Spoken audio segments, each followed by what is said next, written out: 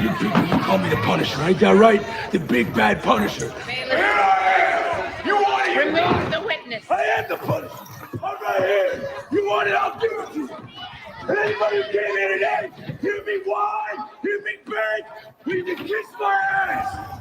You hear me? I'm guilty. I'm guilty. I'm guilty. You hear me? I'm guilty. I'm guilty. I'm guilty. What's going on, everybody? How you all doing today? We're back again, and we are rolling here. Oh, that's a bit loud. Is that loud? How's that sounding to you? We're back here again. It's Thursday, May 26th, 8 p.m. As always, we're here on the OL Live channel, broadcasting to you around the world with our favorite coffee and cigars show. Thanks for tuning in. Glad you're here with us. And if you're watching the replay, thank you very much. If you have any thoughts and comments, if you're watching the replay, put them in the comments below. If you're here tonight, drop them as the comments on the side, right? Okay, so we're doing today another round of great coffees. The weather here is not too bad. It's actually been mild these last couple of days. I don't know what's going on here. It's like almost cold. Like I'm starting to feel a little bit chilly, right? You know. All right, there we are. So what's going on? How you all doing tonight? Welcome.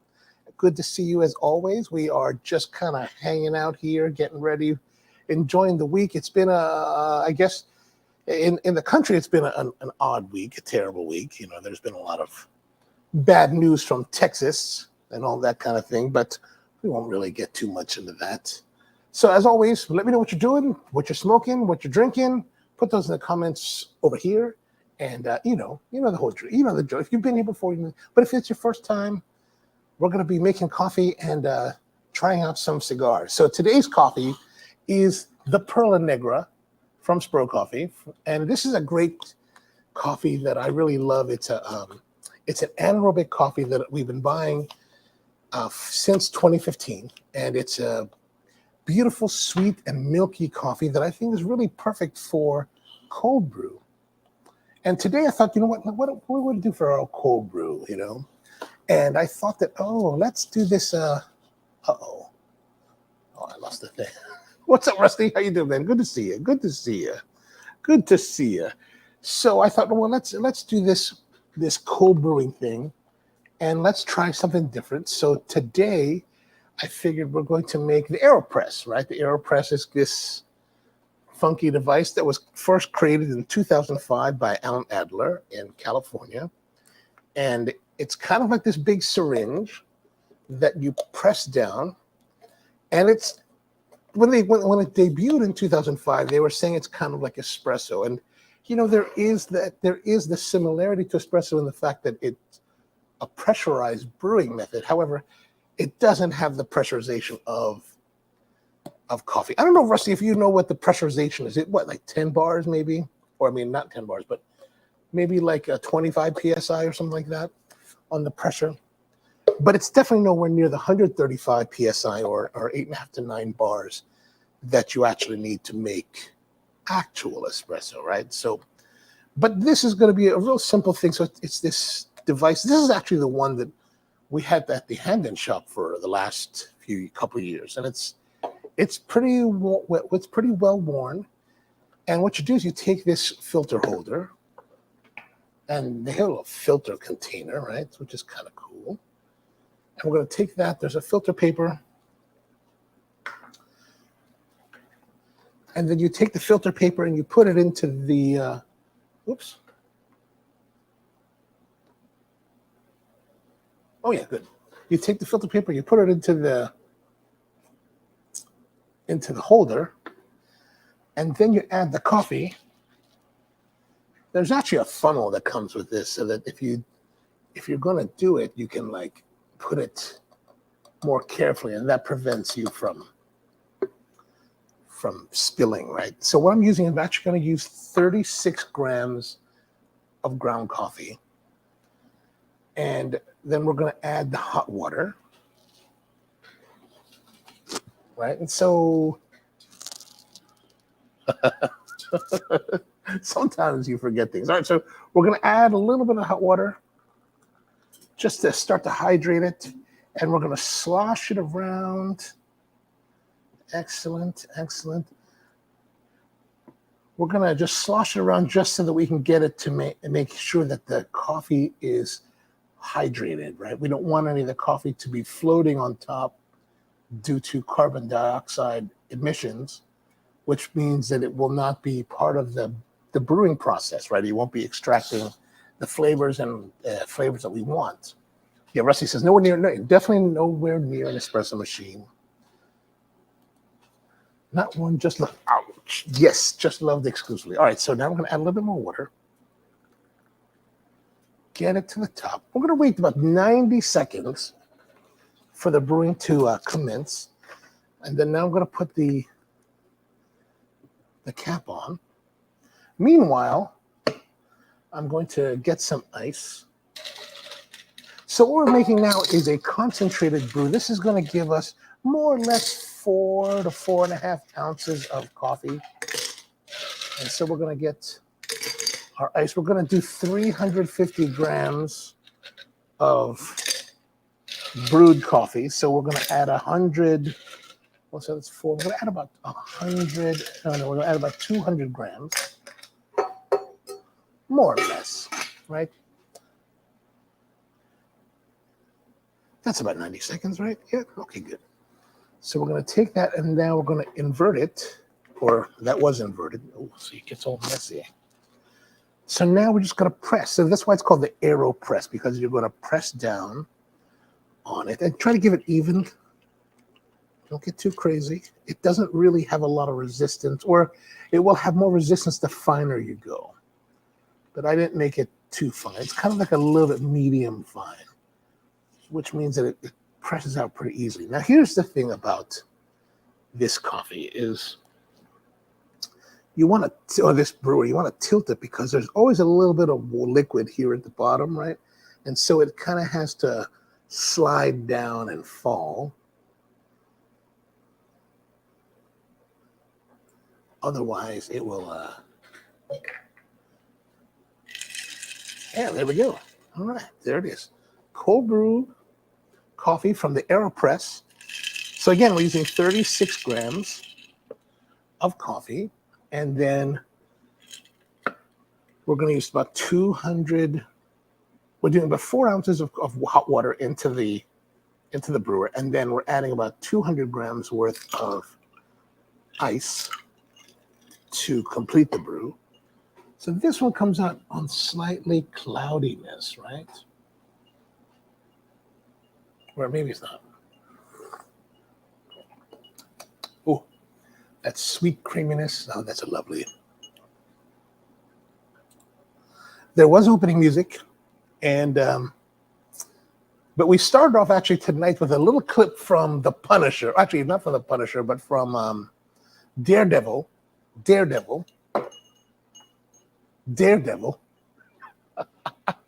And where the Punisher reveals himself. And I just realized when I was looking for this clip that the guy who plays the Punisher, and I don't really follow Daredevil, so I don't really know the series and what's happening. But as I was watching this clip, I realized that the actor playing the Punisher is the same actor that plays Wayne Jenkins in We Own This City on HBO. So it's kind of interesting, Oh, and Steve's around. What's going on, Steve? How you doing? And Tony's around. What's going on, Tony? What's up, everybody? Stolen Thrones, A Call to Arms, Corona, and the Diet Cherry Pepsi. How is that Stolen Thrones? You know, I know I mentioned this before, but like I bought over a year ago, I bought a bundle of the Toros. And man, they were just not the beauty cigar that I had been enjoying. And it took like, I don't know, 10 months before they actually became beautiful, and I've smoked through the whole thing. So how's it going? How's that starting off with this thing? Oh, and Mr. Brightman is here. What's going on? Are you all with first-time listeners required to buy? Oh, excellent. I like that idea. All right, so we're drinking this coffee, and it's got nice sweetness, good body, a little bit of milky character, and that's really what I really loved about this coffee, that the anaerobic process that the producers are putting on it are, give it a sweetness. And and the anaerobic idea is that it's doing a reduced oxygen environment for the fermentation part of it. And it just gives excellent milkiness and sweetness to the coffee. And I just thought that was really, really, really, really fantastic. And George wants to know if Tony has one of those movie theater soda dispensers. Excellent, excellent. That would be nice. That would be nice. And Rusty says he's going to bring down a bunch of Black and Milds. Excellent, excellent. Exciting times ahead. Exciting times ahead. And that's only just a couple weeks away, right? So, oh, and turns out, so speaking of which, that's going to be an interesting week because I just got word, and they should be processing it now, that I will be away the week before that. So I'm supposed to be overseeing the Brazilian Barista Championship in Sao Paulo, and I'm supposed to fly out on the 20th of June and return on the 28th. So I'll be back in time for all the events, but that week, just during those few days, I'm going to be away. So should be quite interesting. And Tony says, fantastic. The Corona is on fire. He's a big fan of the Sumatra wrapper. Excellent, excellent. That's always a nice, nice thing to see. And George says, 4R single barrel with a Leva Master Blend Churchill. Very nice, very nice. And George Shem is here. Wonder, welcome back, George. Good to see you. Evening all. Enjoying it. MJ12 Maduro from Illusione. This is my next bulk purchase. One of my friends yesterday just gave me one of the another Illusione. It's a big one. I haven't looked at which one it actually is, but it's Illusione always makes nice cigars. They always have nice cigars. The Black and Mild Rookie Moo. Oh, Tony's on the road. Okay, very good.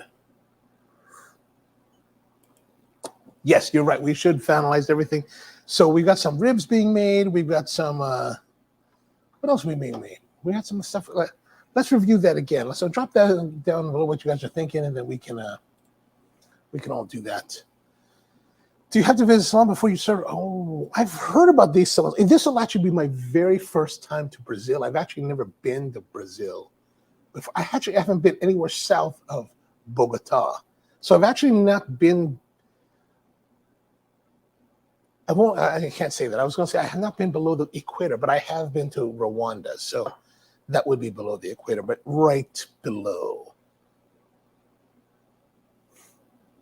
And Tony said it was from David's the MJ12. Oh, excellent. Then I'm going to know exactly what you're enjoying there, George. Tomorrow I'm going to have that.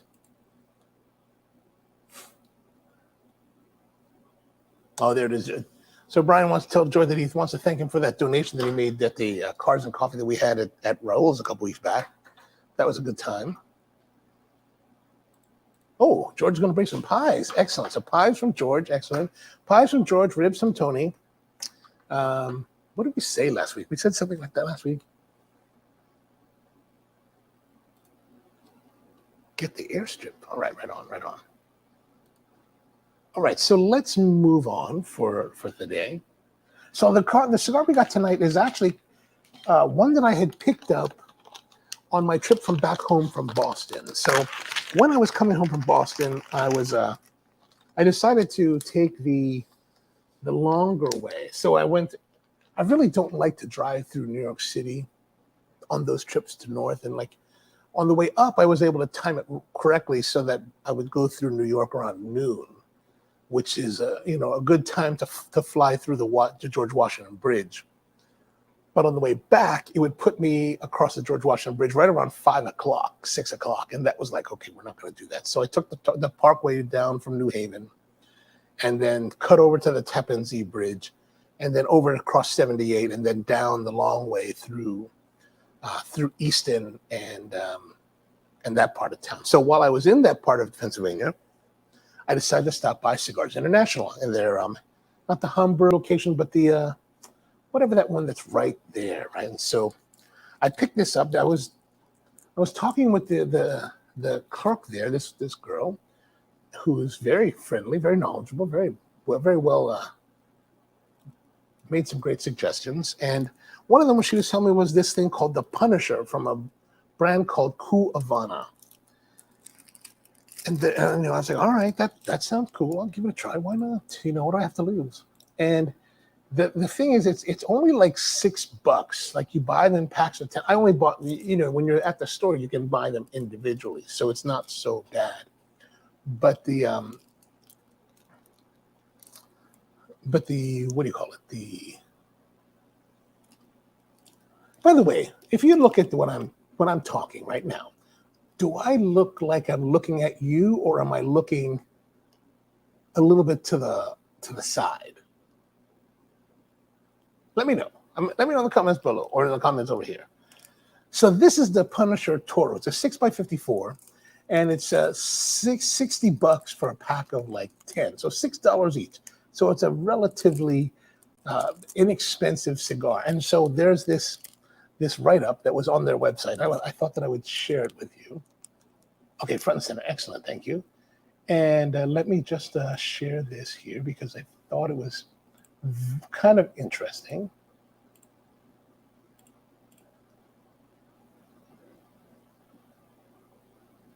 I get rid of that. Okay, so here it is. The Cu-Avana Pvunisher. Whoops. Pvnisher is for the seasoned lovers of the glorious tobacco weed. To those not converted to the sublime righteousness of the ligero and high-promining tobaccos, it will be the devil's brew. If this is you, run, do not walk in the opposite direction. Even stout men will be overwhelmed with its pure, undiluted concentration of spice. Pvnisher is crafted for the minority, the insatiable ligero lovers. The juxtaposition of deep, dense flavors, searing spice, and classical construction deliver a righteous blend with layer after layer of sand-pounding, toe-curling, full-bodied power. The lips will burn. The head will swim. The tummy will ache. The eyes will warm. Sweat will collect. Heat will render you prone. Ligero-loving converts, this is a feature, not a bug. Nothing short of a religious experience. Amen. Hallelujah. Unlike any other, the proof is in the box. What in craziness, what in tarnation is that description all about? I was looking it up and I was like, oh my gosh, what is this? This is Satan's work. Satan. I don't know, it's kind of crazy. It's kind of crazy. Look, it's so much Satan's work. Bud is now speaking Chinese. What happened to him? He's like speaking in tongues now. What are we going to do? What are we going to do? It's terrible. Need a second cooler for hydration requirements. So many. Don't worry about the coolers. Yeah, maybe, but I have plenty of ice, by the way. I've got a big ice maker. We have plenty of ice. Ice will not be a problem, just to let you know, and just in case you were kind of worried about it. I'm going to do some shrimp and andouille pepper appetizer skewers. Oh, excellent, excellent, perfect. Would someone mind writing this down so that I can have a reference for it? We got pies, ribs, Mexican corn, shrimp and andouille skewers. All right, excellent. A $6 unknown. I'm scared. Actually, so this cigar, right? It's interesting. I was looking it up, and they were saying, I was reading that evidently this cigar originally came out from CI back in 2011. So it's been out for 11 years. And originally it was made by, where is my note? Where's the review that I was reading? Can I find the information and tell you before George Brightman posted on the thing? So Manuel Quesada and Nestor Plasencia. I think my understanding is that Nestor Plasencia was the first one to blend this, and then Manuel Quesada years later, reblended it and made it more ligero. I don't know how it was really in the beginning, but I found a bunch of reviews that are from like 2011, 2016. So it's been around for a bit of time.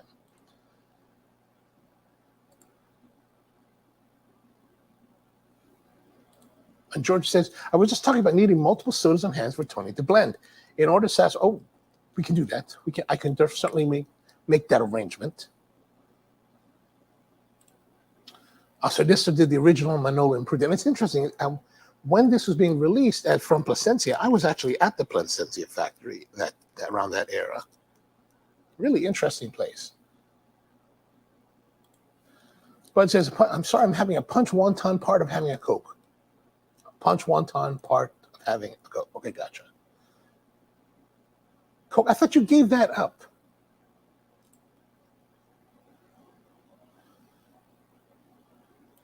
Oh, gotcha. Straight on. Audio is out of sync, really. Is it? Are you guys? How many of you guys are seeing the audio out of sync? It should be, baby. It should. It's the service is showing that it's going out in sync. Let me know if you have any troubles. All right, so I'm going to take this off. Now, I was reading there's this one thing called the jalapeno popper, or the popper of this.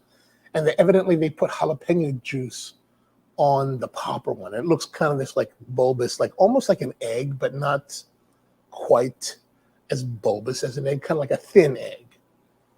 And I don't know if this one has that, if this is part of the punishment. Oh, I need my notes.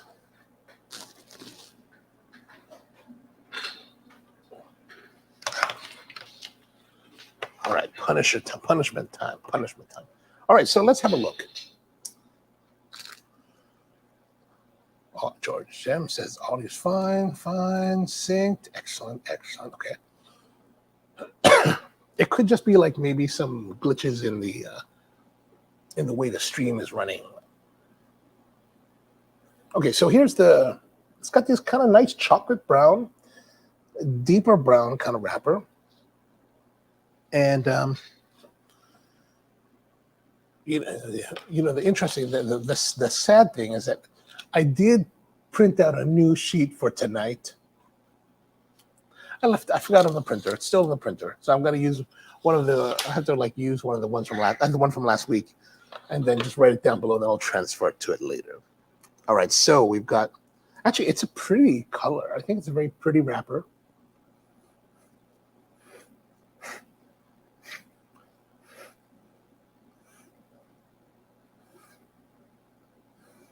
And it does have a spiciness to it.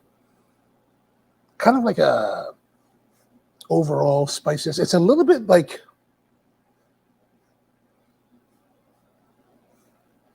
there's like a chili spice. Now, I don't know, this is one of those things that's like, you know how we like cayenne kind of spiciness? Now, I don't know if that's being led because I talked about this jalapeno thing, or I'm actually that's really what I'm smelling. But it is a pleasant aroma, fragrance for that.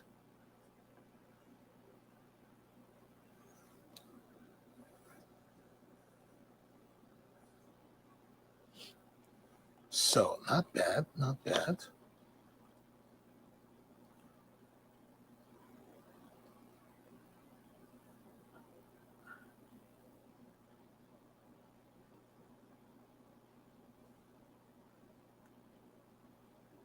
All right. Well, before we jump off and do the oops, hold on one second. I need to get all this. Trying to get all this is like much more difficult than I ever imagined. But let's take a break for a moment so we can review just how to use the Cigar MTX cutters and that kind of thing.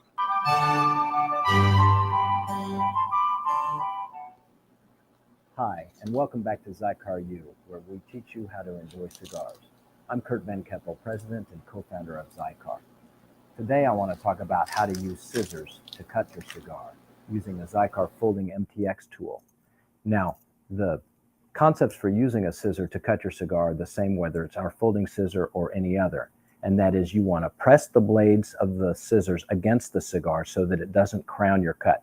Scissors like to back off as you use them, so it may crown your cut.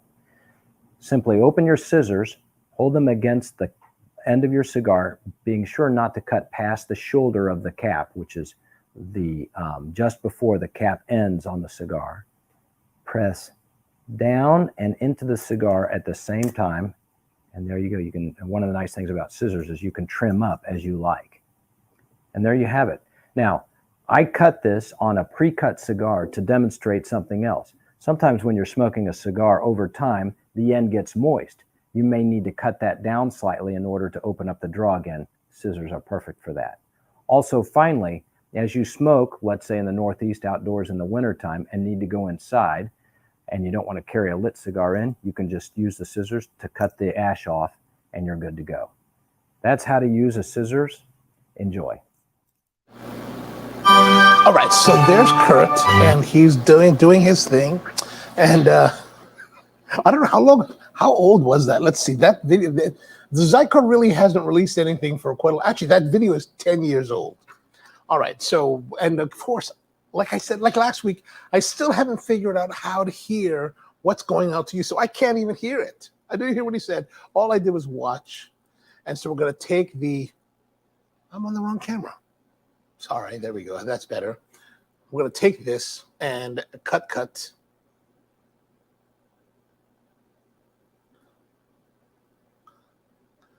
Like he cut it it looked to me that he cut it pretty far down. And I kind of don't, I don't want to cut it. I like to cut it just a little bit off the cap, right?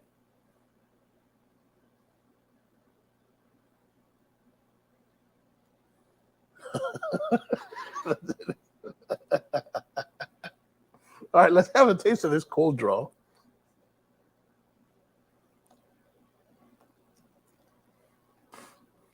All right, with so much warning. Whoa.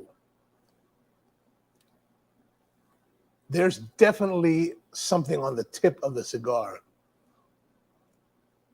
Because my tongue, just kind of lit a flame. It's not a heavy flame, but it's definitely got that capsaicin spice, like just kind of hitting right in the center.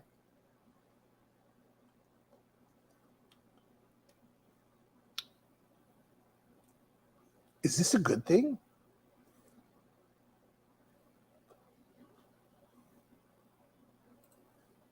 Oh, he did one of the pre-cut out. See, I can't hear. Yeah, there's definitely something on the tip of this that is spicy. Well, it's capsaicin. It's based. So what I had read with the jalapeno popper, with the popper version of this, is that they coated the end, the cap, in this spiciness. I mean, this is kind of like, this is the opposite of what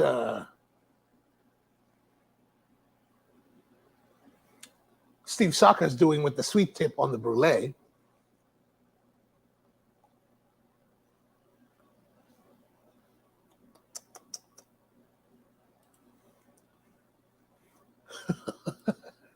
Well, it's not a flavor. Like, it's not flavor. Like, it doesn't taste like, it doesn't really have a taste of like, I'm tasting necessarily jalapeno. Or maybe.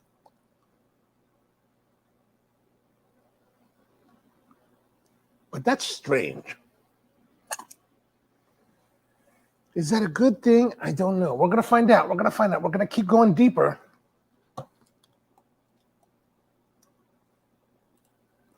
George says, I think what they do is mix a little chili powder with the glue. I wonder, I mean, I don't see any kind of like powdery residue on it. I'm guessing they're probably using some kind of oil, like the chili oil, maybe doing a little like.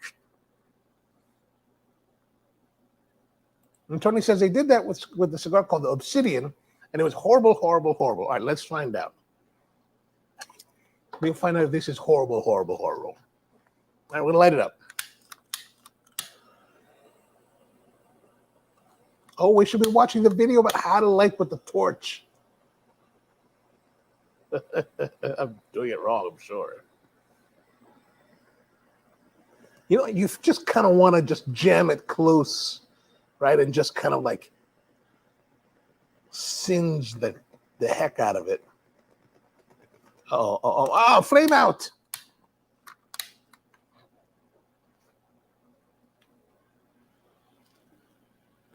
Ooh.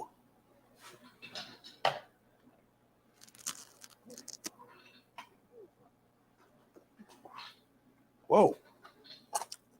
Whoa.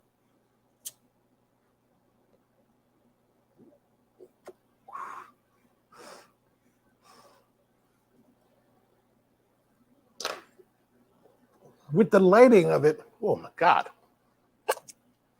there's a preponderance now of this capsaicin, this juice of jalapeno pepper, this pepper juice that's now kind of like all over the tongue.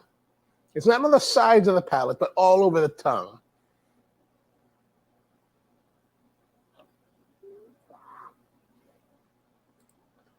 How did I just go with the first higher smoke after Texas? That's a bad timing. We can't make those kind of jokes. Not this week. Next week we make those jokes again. You will see the powder mixed in the glue since that remained on the inside. Oh, that could be. I can't believe that.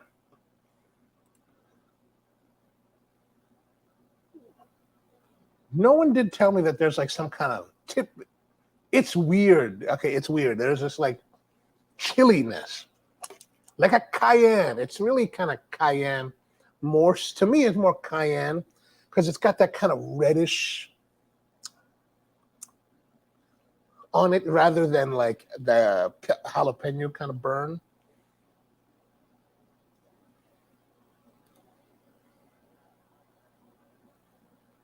You know, when they were talking about the Pvnisher, like, okay, so my initial thought is that this is just kind of gimmicky, right? Like, why not like get the cigar and like do the Lito Gomez thing and just try to pound you with the ligero or like the 2018 craft from Skip Martin, or should I say Skip Martin, and just punch you in the face with it. Like in Neanderthals, they're just, you know, is there need for this chili juice, which is placing my salivation production on high? Like, wow, that's, I don't even know how to like, I'm trying to think about like, how should we really be scoring this kind of thing?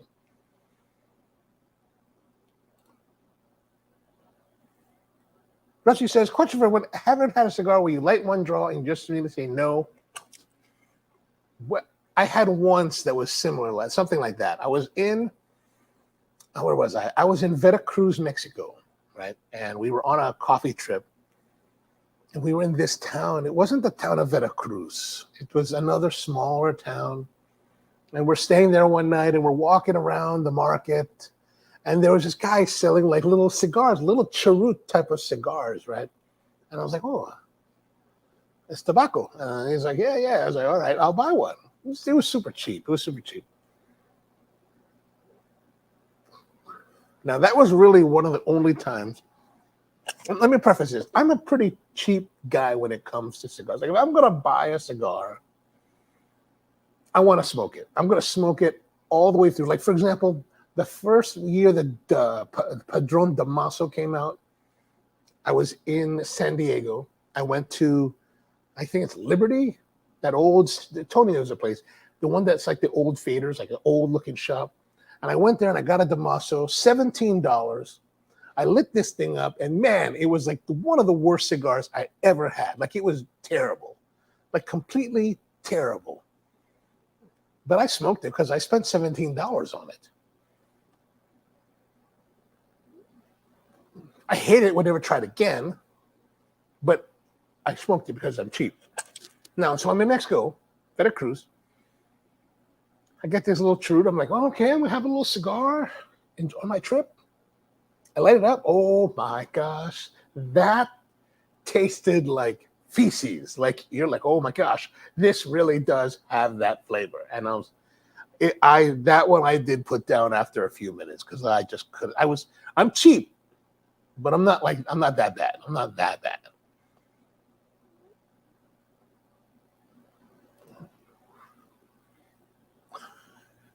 I think we still taste. Maybe. At least it's a coffee I already know, so.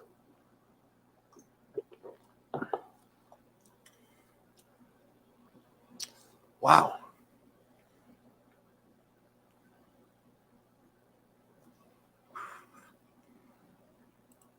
George says it's been a tough week in educational events in Texas. Combined with that, my best friend in Jacksonville, who got Gonzalez, told me that his no go-to cigar was tobacco. That's just one of those times where you just kind of be like, hey, man, I'm really glad you found something you really enjoyed. It's like the time one of our friends was like, man, the Gurkha vintage cellar, 12 year, is the best cigar I've ever had. And everyone's like, whoa, all of our friends were like, what? Oh, okay, cool, man. Glad you're enjoying it. I need to get to Florida to help him last summer enjoying Padrones. What? Life in Florida is tough, baby. Life is Florida tough.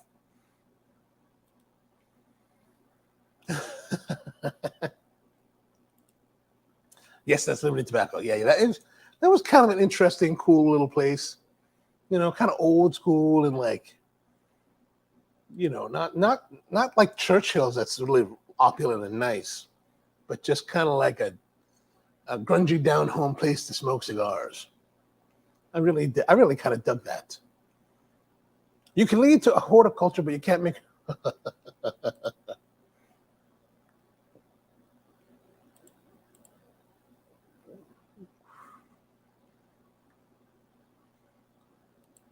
And it's pretty big.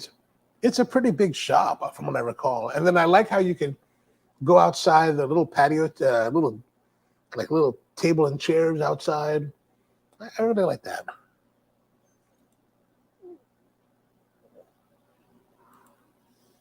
Let's go right into the flavor. It's not my bad choice. Ah, right. The Tobacco Special. I once had I was at this place in Pennsylvania, in Shrewsbury. There's a shop up there, and I happened to stop by one day, and I got this cigar, one of the Dristies. I had actually never seen it until at this point. And it's the one that had the sweet tip. Man, that was a disappointing cigar to smoke. So last week we were doing the Guardian Farm Cerberus, and I noticed that after I had logged off the broadcast, that Brian had asked the question of, would I buy it again? And the answer to that is yes, I would buy it again. Now, this cigar, unless it like really takes off and like becomes something like awesome, I don't think I'll buy this again. Only because, you know, like right now at this moment, early on, I don't really know what the advantage or why you'd want to put capsaicin on your cigar. I get the sweet stuff. Like I get you want to put sweet stuff because, you know, people will enjoy that more. People like sweet. People put cream and sugar in their coffee. Nobody puts chili peppers in their coffee. That's crazy. Now, that said, so far, the draw is good. Smoke production is good. Look, the burn is rolling nicely, and it's got that nice white ash. I mean, it's a nicely constructed cigar for $6. Actually, I wonder, like, if you had got this cigar without the. So here's the thing: if you have the cigar that did not have this capsaicin, would it be a great cigar?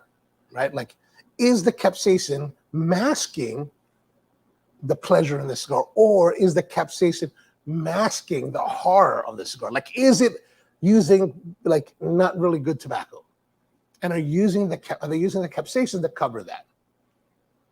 We'll see if we can find out.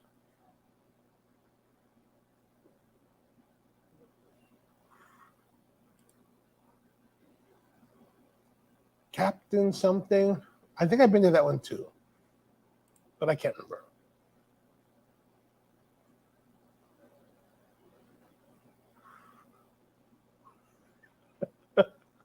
Come on, well, you know, everybody has their own. It's all right. It's all right.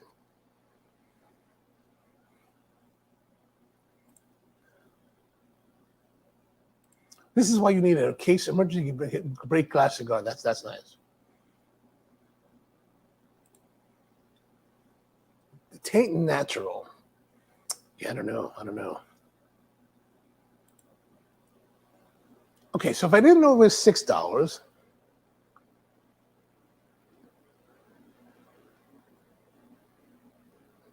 well, if it had been from Drew Estate, it would be 12.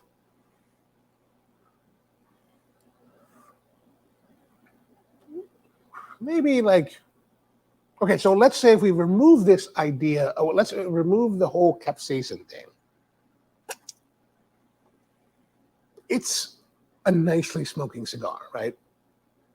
Let's make a presumption that it has nice flavor, which is kind of, the flavor is being interfered with by the capsaicin. But let's presume that it's nice tobacco, nice flavored tobacco. It's pleasant and all that.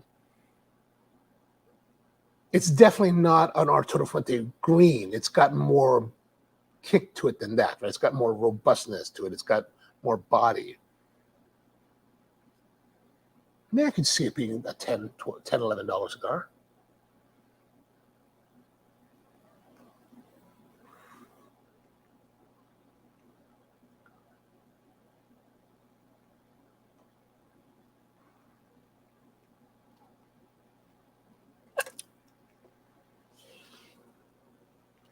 I mean, it's construction wise, it's quite nice.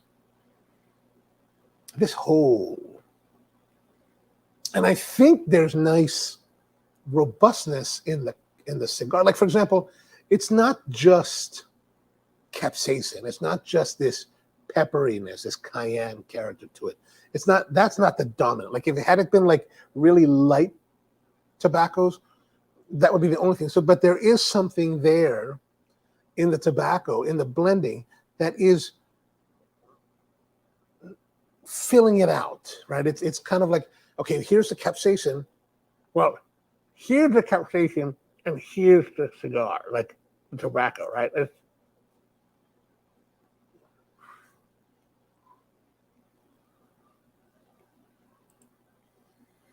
Why not use a curve technique, but I don't know how far down it goes, and like, and also it's one of those things where it's already on my palate. So, and it's the attention of Manuel Quesada, the master of cigar blending. So let's see what Don Manuel has in store for us tonight. And Mr. Placencia before him. Like, what are they plan? What's their plan? Let's follow their journey that they're going to take us on, and then decide later, okay, that journey was not worth the effort. The juice was not worth the squeeze. Or is it? Mom, good to see you, man. How are you doing tonight? We're smoking the Cu-Avana Pvunisher, which is a pepper tip cigar, which I didn't know that. So it's a completely new adventure.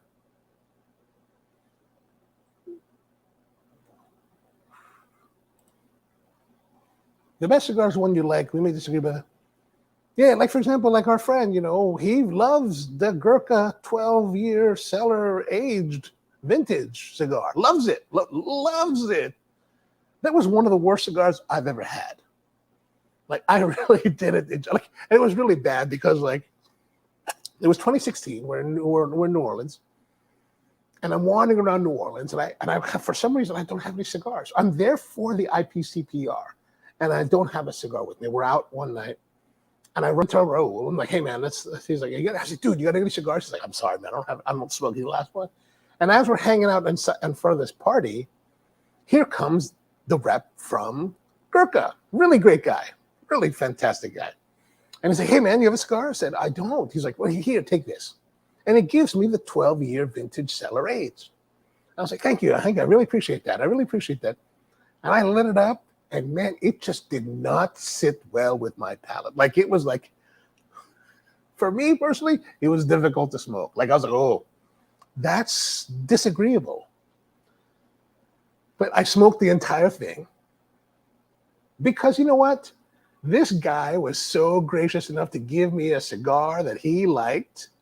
That I'm going to smoke it all. I'm going to try. I may not enjoy it. I didn't. Honestly, I didn't.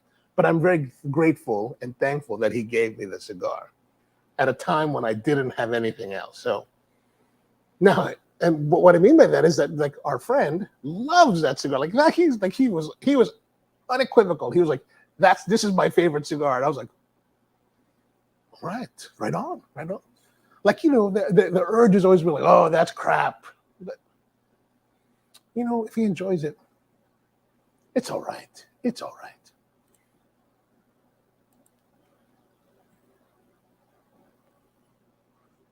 And there are great cigars or poor taste. Well, you know, there is poor taste. I guess so. Actually, I was just talking about something similar about this with a friend of mine earlier today. And we're talking about restaurants, right? Restaurants, how you go to these restaurants, and the super fancy ones, and the menus are really small. Like they're really focused. And then you go to places like the Cheesecake Factory, for example. Cheesecake Factory has got thousands of dishes. You know, and like it's really easy to be, or like Olive Garden or something like that, or Denny's, and you're all like, it's very easy to be like, oh, they could poo-poo them and like look down upon people that love that stuff. But really, like we're talking about, like we're really talking about cheesecake, right? And cheesecake is this behemoth of a menu. Like every time I go to cheesecake, or I've been to cheesecake, like I can't eat the cheesecake because the dishes are so big, and you're like, oh, you want to try a little appetizer, you want to try your entree, and if you ate most of any of those, you can't eat the cheesecake. Like, what am I doing with the cheesecake? So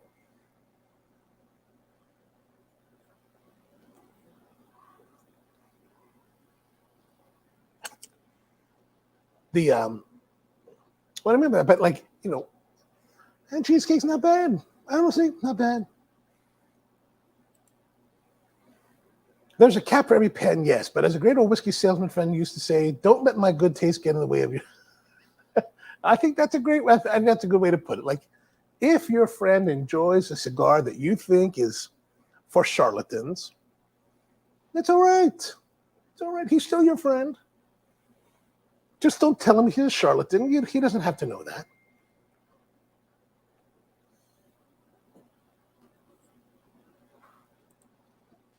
People laugh at Waffle House by 2 a.m. Oh, it is true.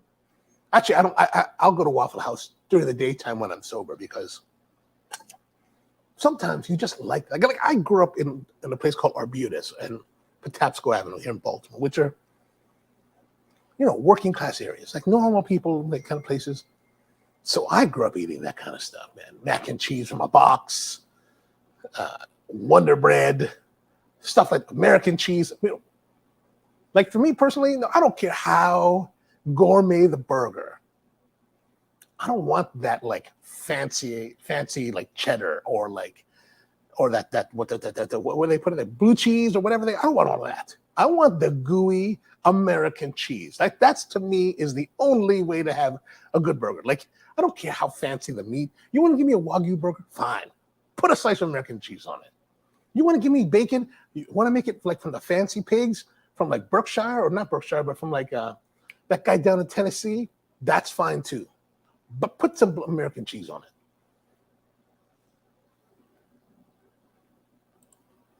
Like Waffle House with the extra crispy hash browns, American cheese on that sucker. That's what I want to have. And that cheap coffee, because that cheap coffee with the waffle and the so what I like the waffle with the hash brown platter that has American cheese and some gravy on that sucker, the sausage gravy, with that cheap like coffee with a lot of cream and sugar. Oh yeah, I can go for that.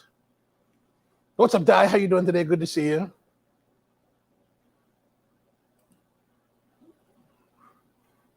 I didn't say it was the greatest cigar, but I said it was surprising. Wait, which one was this? I'm gonna go back. I think I'm missing it.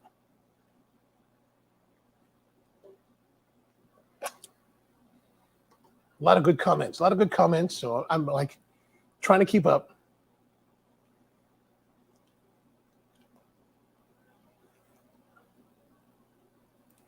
And you guys go, what's going on, Di? How you doing, man? Good to see you. Yeah, we're here hiding out, having a cigar. We're smoking this Pvnisher from Cu-Avana, and it's it's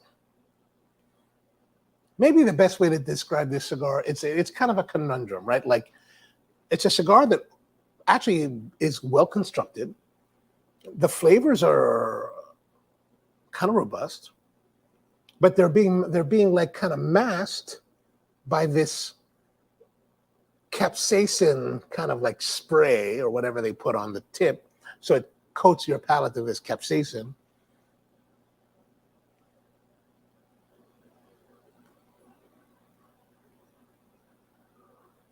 So it's kind of this like, is it good? Is it bad?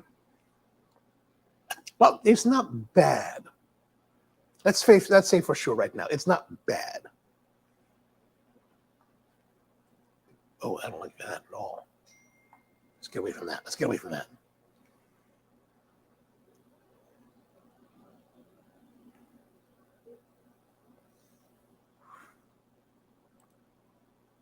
I never tried smoking cigars. Well, I've never been pepper sprayed yet. But the emphasis on yet. With the way some things go around here. Speaking of cops, did you know? I was watching the news, not the news. I was watching reports, and they're saying that cops were outside the school for like 40 minutes, like they didn't go in. And then I just saw this thing, and I didn't watch the thing. I just saw the headline, and they're like, the police chief was like, "Oh, well, we didn't have any armed officers at the time." Like, what? What cop is out there that's not armed in modern times? This is not the United Kingdom, for God's sake. This is America. All cops knows they're going to get shot at. I don't think any cop's going out on patrol without their weapon. That's ridiculous. Yes. So we switched the show from the Ono Coffee channel to here, the Ono Live channel, on April. Starting in April, we've been on this channel now. Part of that is because a big part of it is that because I just when I would look at the videos, the live stream didn't really have enough. I didn't feel that the live stream had enough congruency with the rest of the content on the Ono Coffee channel.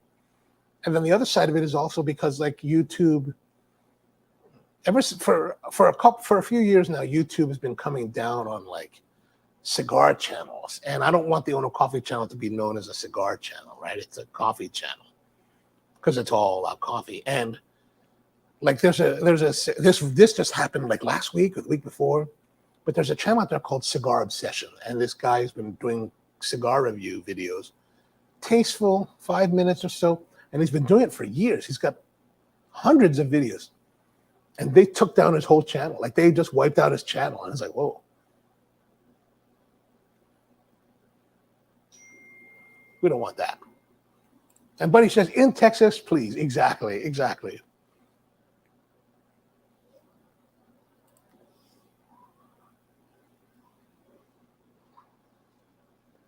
But here's I'm responding to comments, but I haven't pulled the. So Brian says, this cigar must be like the smoke. But here's the thing. So it's like, it's not. Okay, so like imagine you took a mild jalapeno. Or you took a mild jalapeno and you cut it in half and you scraped out all the seeds and all the stems on the inside, and you took a small bite of it. Or let's say you took a little pinch of cayenne and put on your tongue. That's the heat. That's the intensity of the heat, the spice. It's not overwhelming. And it is dissipating now. Well, I think.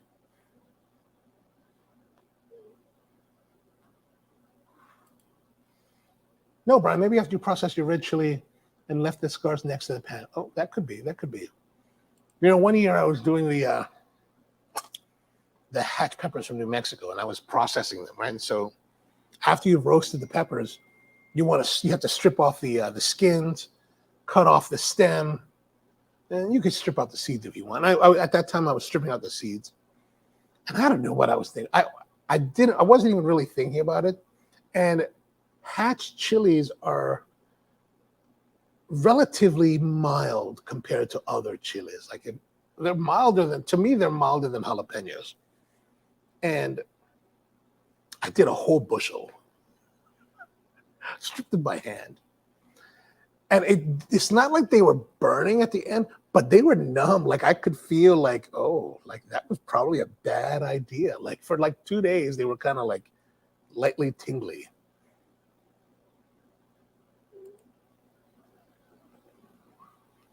Brian says the argument is that this type of violence doesn't happen where all the citizens are packing. We need solutions so I don't have to go and smoke on antidepressants. Yeah, I don't know like about that. Like what was it? The last school shooting, they had a security guard, armed security guard at the school. And that was not a deterrent. I mean, that was not, and actually that guy ran away. And you know what? And I get why people are mad with that guy, and I understand that the anger for that, but I also get it, man. Like people start shooting with like high-powered weapons. You know, I don't want to. I may have like a handgun. I'm not gonna go run after. I don't want to go run after that. And you know what? The guy's probably his security guard is probably getting paid what, $17 an hour. He gets to carry a gun and hang out and be kind of tough. But when people start shooting, that $17 may not be worth the money.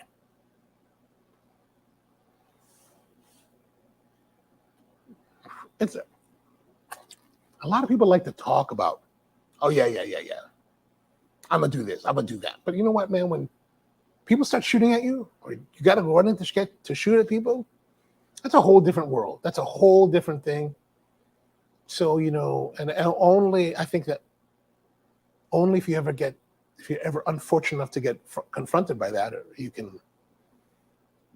find out whether or not you have that kind of mettle.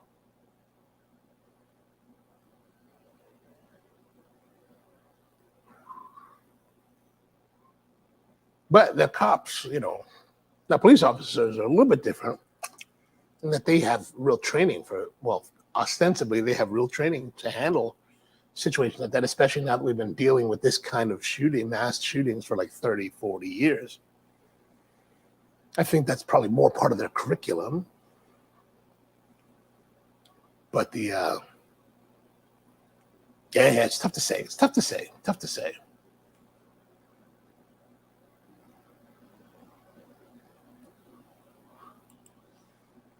George says the issues are being resolved in both the UK and Australia. Many years back, they had school shootings, subsequently legit gun control.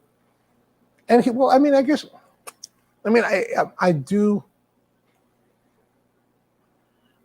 like in Texas, like let's say, like I look at it from the standpoint of Maryland, right? Like from the goggles of living in Maryland, where like you can't just go out and buy an AR-15. You can't buy it and like walk home. I don't think you can buy it and walk home tonight with it as a regular citizen. And I think here you have to be 21 to buy the guns.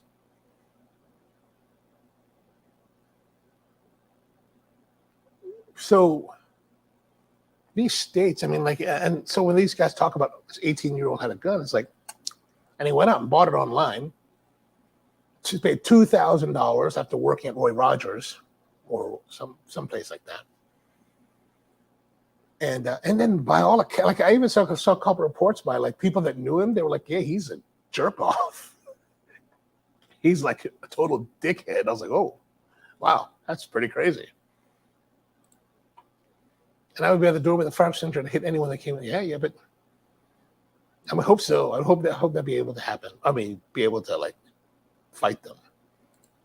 We're the only nation that continues television's abusing privilege. Yeah, I don't get that. I don't get, right?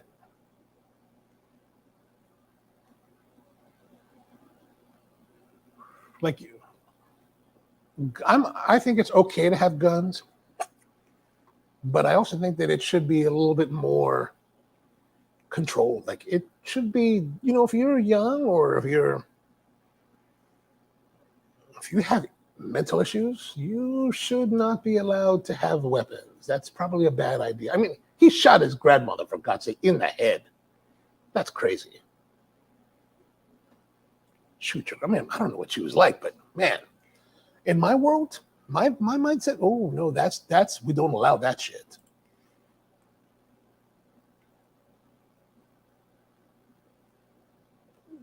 Our leaders went to Australia and they came open empty.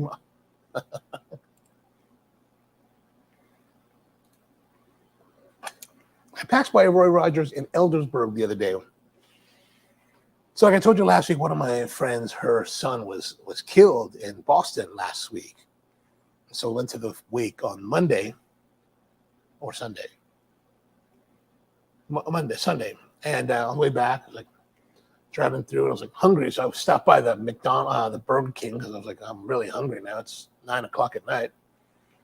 And then I was continuing on. I was like, oh my gosh, there's a Roy Rogers. I totally should have stopped at Roy Rogers. Gretzky says, I'll say it, the only way the change is going to happen is a high-profile politician lost their child to a tragedy like this.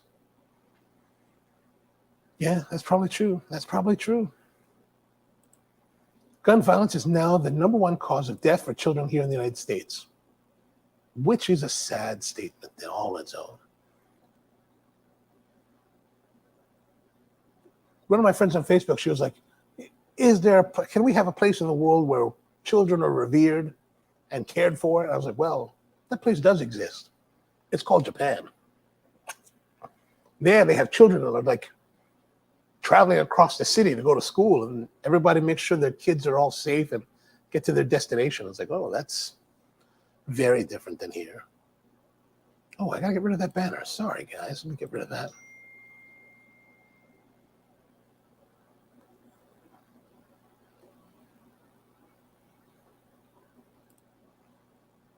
Anyway, so that's of course that's the big news on the news.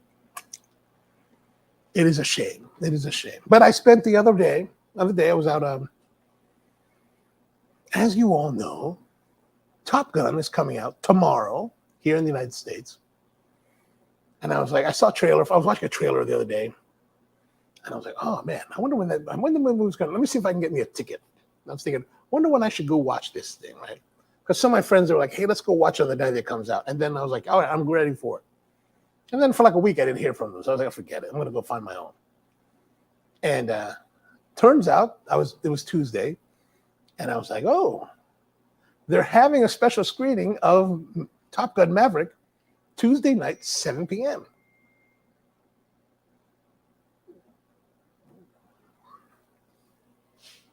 And it was a preview screening here in Towson. I was like, oh, that's awesome. So I went, and they actually gave you like gifts if you went. So they gave you a little poster, Top Gun Maverick. Kind of cool. I'm going to frame it and put it up here somewhere. And they give you a pin. They give us this pin. Oh, there it is. Oh. The Maverick helmet. I was like, oh, that's pretty awesome, man. I totally got some swag out of that deal. So I don't know if you want to know what much about what I think about it, since the movie doesn't come out till tomorrow officially. Where's the closest Roy Rogers tomorrow? Ando's Deli. Where is Ando's? I don't even know what that is. I've never been there. Ando's the highlight of my week. Yeah, tell me more. Tell me more. What do they have?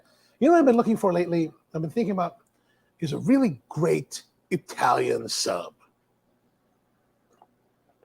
So like a few weeks ago, I went to go have the Danny sub at Wegmans, because I remember years ago when they first opened Wegmans here, I would get that sub and it was great. Like, it was awesome.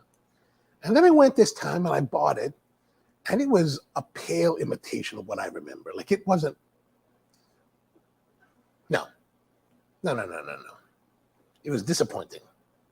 So, and then the other day I was out at Mastaloni's last week. I went to Fenwick Bakery, and across the street is Mastaloni's, the Italian deli, which is now owned by the Di Pasquale family.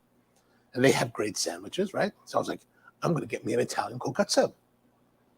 I walked in, I was like, what's good? He's like, the porchetta's really good. I was like, porchetta. I'll have that. It was really good. Don't get me wrong. Porchetta was good. But it wasn't what I was looking for. I wanted that spicy mix of meats. And it was just all porchetta. I was like, oh, man, I should have bought the other one. I don't know what I was thinking. So let me know what you think. I'm interested to know.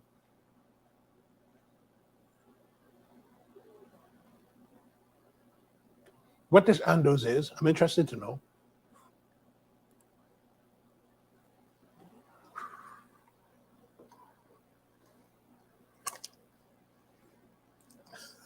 Brian says, my coworkers are too horrible to go to Di Pasquale. But where is this Andos? You've never been to Di Pasquale's? No, that can't be true. That can't be true. I can't believe that. Is that a bottle of rum behind you? Yes, it is. It is the El Dorado 15-year Ron. Where's it from? In Guyana. Ron de Guyana.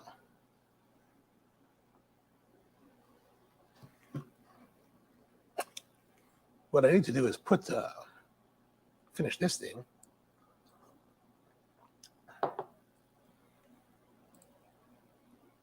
Oh, and White Marsh. Okay, great.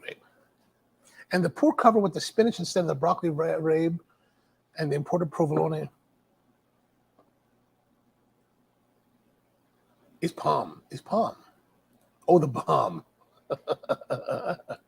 It's tasty. Oh, you've never been to Andos. Just glad you're going. Okay, gotcha. Well, let me know how it is. The only thing about Di Pasquale's, right, is that, whether you're going to Di Pasquale's and Mastaloni's, it's kind of getting this uneven burn. So I'm just gonna touch it up. And while I was saying earlier, that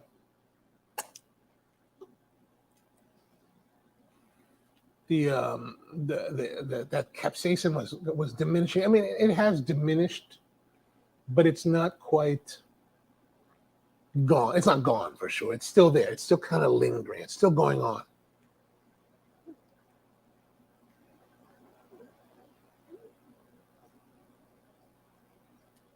I would be interested to hear from Manuel Quesada about how they do this, because to me, it's an interesting curiosity, and that's the thing I think that's so.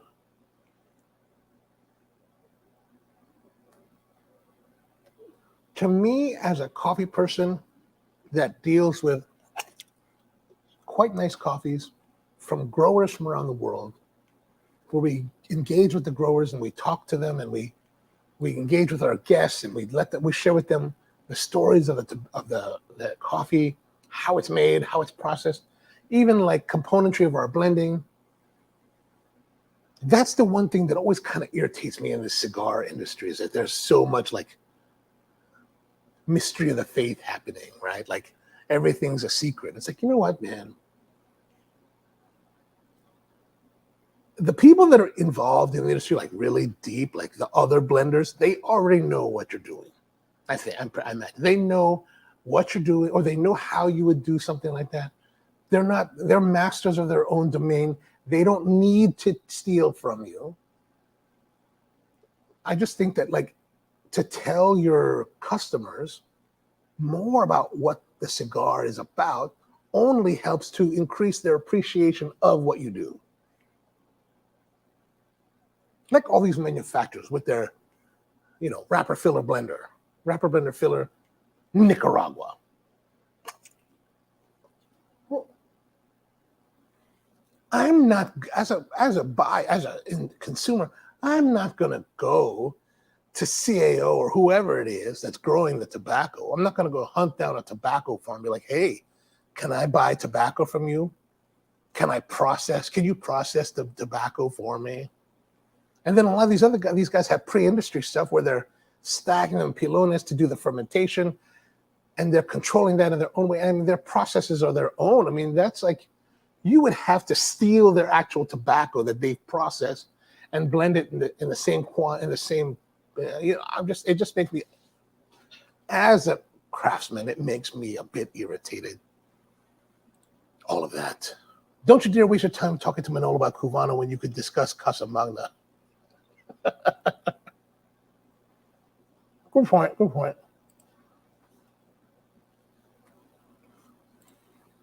Porchetta Damsiri and broccoli rabe. Rabe should be an E. This is why I don't use Siri. Like, actually, Siri doesn't even listen to me anymore. Like, I haven't talked to her in like years now. It's really bad.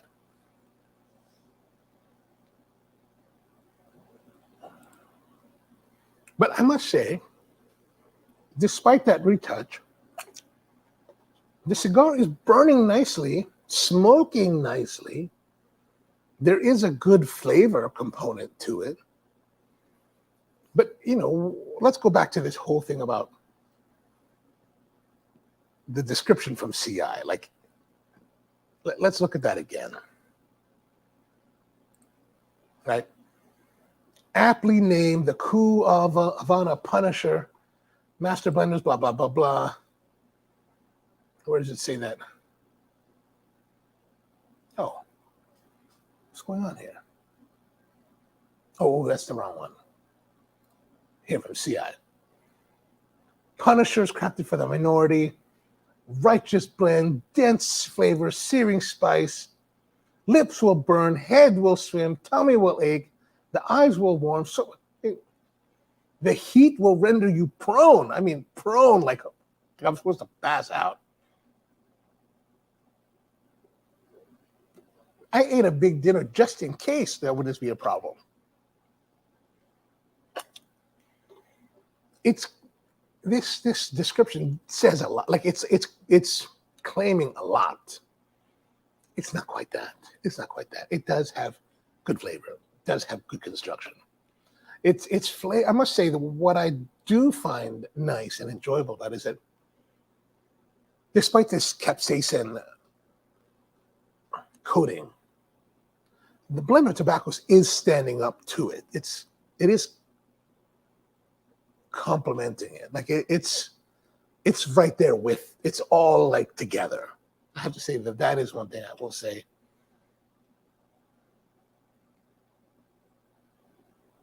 But is it a punishment? Like, is it like beating down on you? No. It's not. It's not. By no means.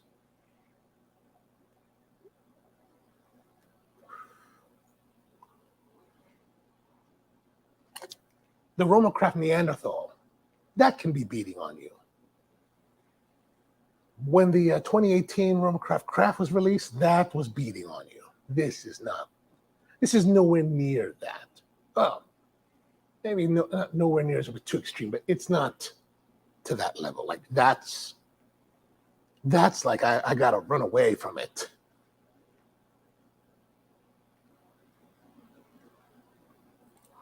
Brian says some people can't handle the heat from black pepper, yet you never hear about them being shot.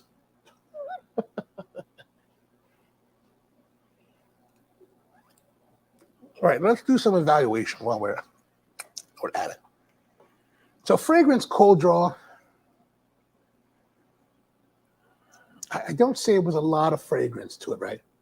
And then we had this, the cold draw was punctuated because that's when I started to have that capsaicin. So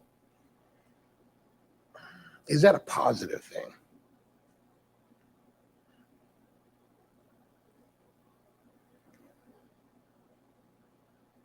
I would say that I would describe that as a good, so a 7.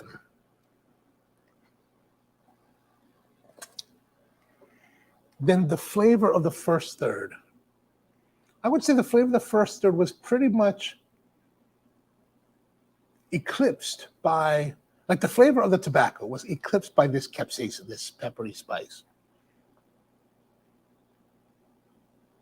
So I'm thinking good plus, so like a 7.5. But the body of the cigar holds up to the capsaicin. And I would say that would be, I'd say 8.25 maybe, 8.25. And I would say we're definitely getting to the end of the second third, or towards the end. So I don't know. We'll think about it. We'll think more about it. But back to the Top Gun. I think it's I won't give away much about it. But you know, if you guys go, I would say if you enjoyed Top Gun, the original movie, this is worth seeing. It's from a cinematography level, it's not great. Okay, so first of all, it's not great cinematography. It's not like you're not like, oh my God, man, this is just beautiful imagery. It's not that. But the fact that they're able to mount cameras inside the cockpit of the F-18 fighter and shoot the actors in the planes themselves, dealing with the stresses of the high G maneuvers they're doing, that was pretty awesome. And if you're really thinking about watching it, you know, I remember in the middle of the show, I was watching it, I was like, man, this is something you really, I thought this is something I'm glad I saw on the big screen, like on that, you know, 2 stories, 20-foot screen. I think that was good. That's worth it. That's worth it. You know, and so I don't know if you've seen the behind the scenes. I was watching some of the behind the scenes, and like, there's this particular type of camera that Sony makes called the Cinealta Venice. And it's the camera that's probably second in use to the Arri Alexa. But the Venice, they actually mounted 6 Venice cameras inside the cockpit. And, you know, that's pretty amazing. Like, you could never do that in the film, right? Like, with a film camera, you could, you know, in that kind of situation, you might be able to mount like, one of the 35 millimeter cameras on it, but you could only put a 400-foot mag and a 1,000-foot mag. So there's typically 2 sizes in film cameras. There's a 1,000-foot core magazine, and typically, if you think about the times when you watch like behind the scenes, we see the cameras have the big magazine, the big thing on the back of it or the top of it. That's the 1,000-foot core. There's another one that's 400 feet. So 1,000 feet is 10 minutes. 400 feet is about 4 minutes. So while you could mount the 400-foot magazine on one, maybe 2 cameras, you could never run it because 4 minutes you're done, and like you got to reload, and that just would be very difficult to do. So to get it so that you have 6 cameras, it's pretty awesome. Like the fact that we can do that now is pretty awesome. Holy crap, we're up to 12, 12. Oh, nice. All right. Not the Top Gun, but Bob's Burger. That looks pretty good too.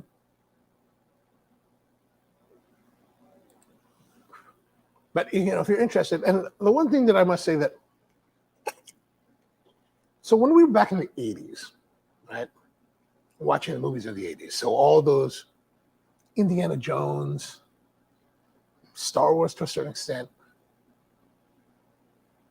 a lot of the movies in the 80s, I remember, like, there was so much nostalgia for the 50s. Like, the 50s were supposed to be some awesome era, right? And, you know, back then, it actually kind of irritated me. I was like, God, can't these guys let go, for God's sake?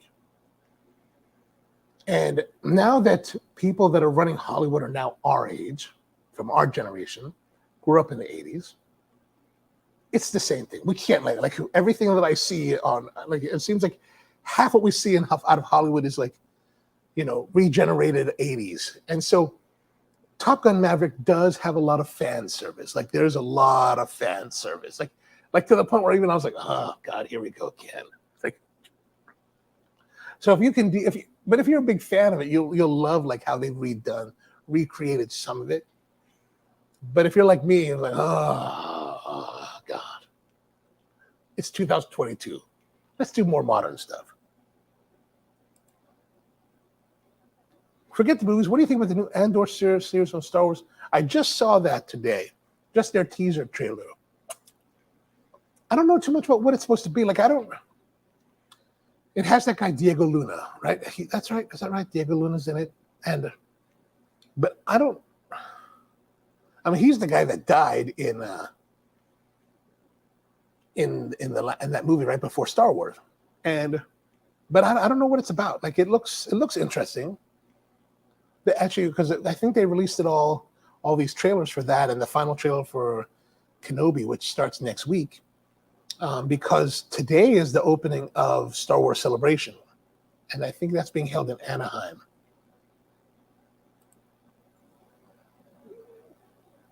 The Baptist girls in my youth group saw Top Gun many.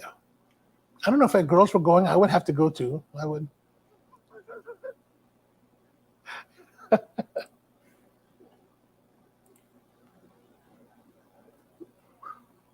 Yeah, for chubby guys, man, that volleyball scene is just not fun to watch. You're just like, well, that's not me. Although I must say, I did watch that. Our friend Scott was telling us yesterday about Cruz and James Corden did a flying video for his show, for Corden's show. And I watched it today, and it's pretty funny. And they did recreate a volleyball scene. I thought it would have been, I was hoping that they would have gone shirtless because, you know, James Corden and Tom Cruise topless hitting the volleyball, that would have been epic. But they shied away from that. I was like, oh man, that would have been so much better.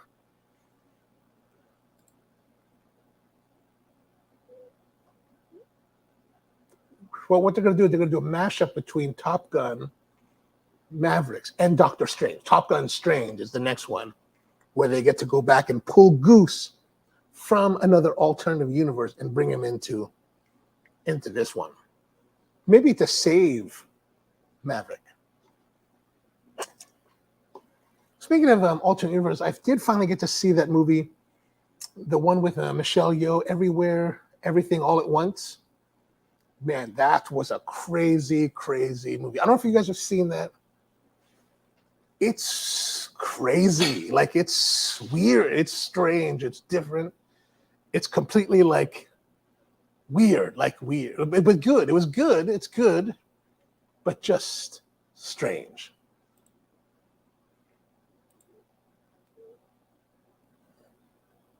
Cassian Andor is a spy, but is he a spy for the rebellion?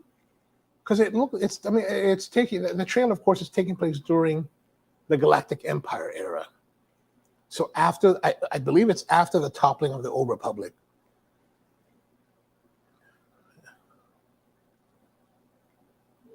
Well, what's up, Steven, man? Good to see you. How's everything going, man, there in Arizona? Good to have you with us tonight. Let us know what you're smoking. We're interested to know.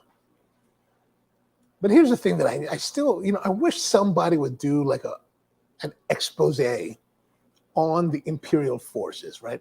How is it that the Imperial Navy or Army, whatever they call them, how is it they're able to control the entire galaxy, but they can't shoot anybody? Like, nobody gets killed. Like, all of these movies, you see these stormtroopers or clone troopers, and they can't seem to hit anything. Like, what in the world? These are like the top forces. I mean, the SS wasn't this bad. Definitely. I remember thinking at one point, I was like, I should be high for this movie. That would be a way to see this. Yeah, so if you have the chance and you're going to watch the show, Everything Everywhere All at Once, watch it high. Get high and watch it. I think it'd probably even be better.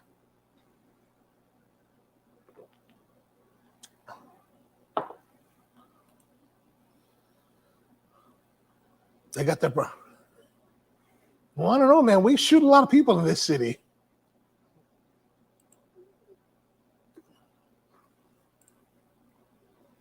The talk show video with Tom Cruise, very funny. Little tent, yeah, it was good. It was good.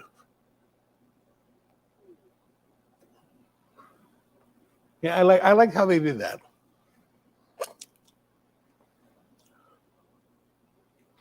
Flying all over the place. I didn't know that Cruise could fly like fighter jets. I was really surprised. Movie logic often dictated by plot armor. And yeah, exactly. Lots of shooting, not much hitting. Nobody gets shot. Like, they don't even get close.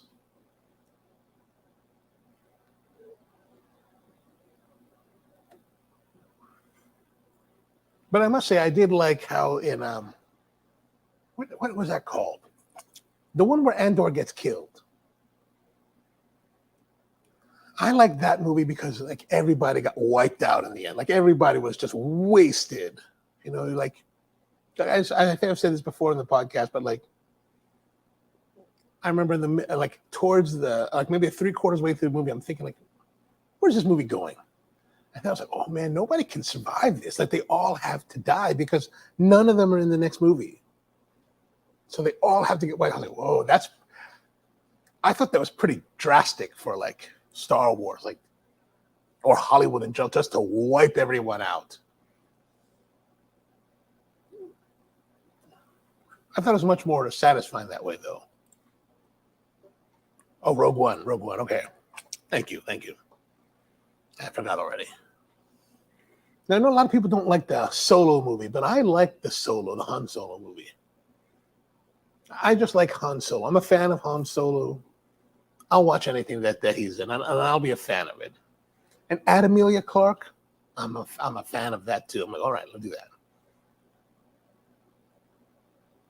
Speaking of Emilia Clarke, like she was this guy I was chatting with online. They were making some comment, like they were showing some images from Game of Thrones. It's like for a show that was one of the biggest shows ever, nobody talks about it anymore. And I was like, that's pretty true. Like, I wonder, like, were people so turned off by the way they handled the last 2 seasons, especially season 8, that like it just destroyed everything about it? Like nobody cares anymore. Like it was so bad. We don't really like that.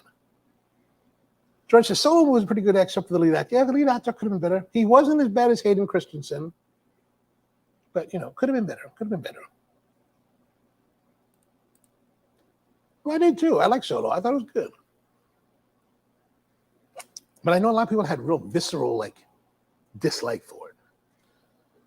Not the visceral hate that people had for what was that? The second episode of after Ray's first movie, they had the second one. I forget what it's called. See, this is the thing. You can't remember what they're called anymore. But like my cousin, man, he was angry. Like he was pissed off. He was like, "Oh, it's the worst ever." I was like, "What?" I was like, I thought Rian Johnson did a really nice job with that movie. Like it cleaned up a lot of the ridiculousness of J.J. Abrams. Like J.J. Abrams, man, I know we talked about this before, but that guy, he just ruined it. Just like the Palpatine storyline. Like, really? That's as disappointing as Game of Thrones season 8.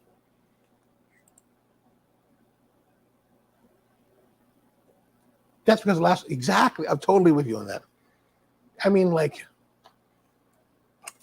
I think it would be much more interesting, to me personally, they should have had Daenerys Targaryen rise to the Iron Throne and restart the Targaryen dynasty and just crush everyone. Like I would like to see crushing everybody. Everybody's suffering. Everybody's lives are bleak and dank.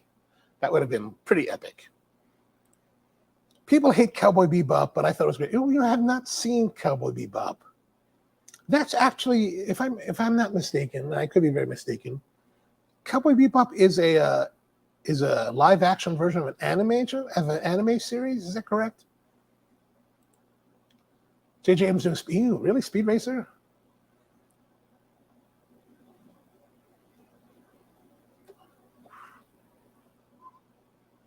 Who would be a good Trixie? Anna Kendrick, maybe?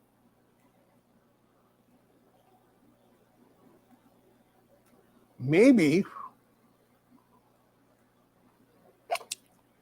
for Trixie, they should get Amber Heard. I think Amber Heard could use some good PR, right? I don't know if you're following this Heard Depp trial. I really haven't. I just see a lot of videos on YouTube talking about it.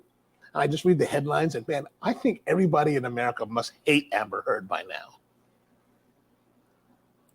And Cowboy Bebop, I'll watch it. I'll check it out. Oh, Cowboy Bebop is based off Lupin the Third. Oh, I like Lupin. I liked I like those animation movies of Lupin. Actually, I liked Lupin the Third mainly because I liked the video game Cliffhanger. I was like, oh my God, this is awesome. I was when I was 13, I was like, this is amazing. I need to solve this whole game. And then after that, I was able to find out that it was the animation from Cliffhanger was was a mashup of a couple of the movies of Lupin the Third. And I was like, oh, okay.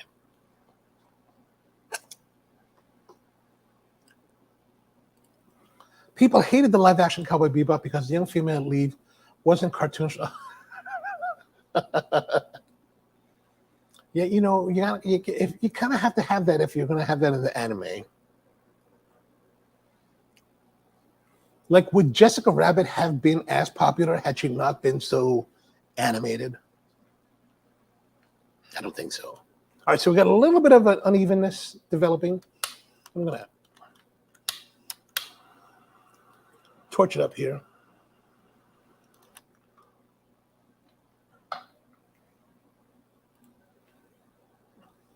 I don't think it's a just. Oh, yes, exactly.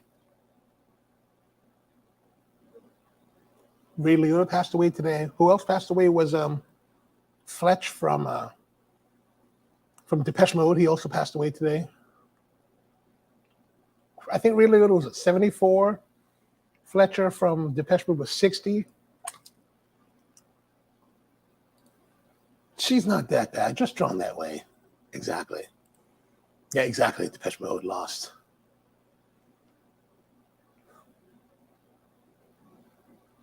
Okay, so now at this point, I'm starting to get a little bit of tingling here in the throat from the capsaicin.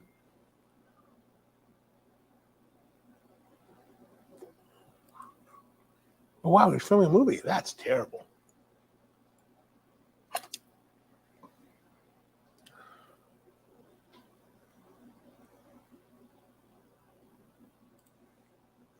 I didn't know he was filming a movie. Wow, what are they going to do now? I wonder if he was a big character in that film. Are they going to have to reshoot or? All right, let's, for our last few minutes here, or last half hour, we'll do a little tasting of this El Dorado.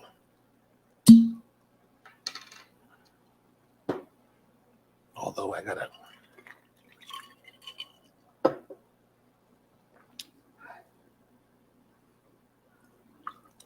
El Dorado. So we'll have a nice selection of rums for the 100th. Yeah, Di, I don't know if you knew about this, but we're doing the 100th episode anniversary of the show, July 2nd, here at the Roastery. So come on down. And for any of you who are watching, put in your calendars, July 2nd. Plan to be here. We're going to have a long live stream. Drinks, food, cigars. Some door prizes. Liotta was 67. Wow. Young, man. Andy Fletcher from Depeche Mode, 60. Man, that's just too young. Too young.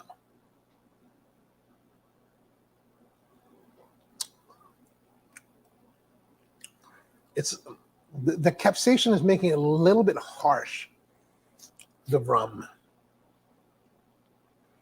Ooh, actually, that feels tummy.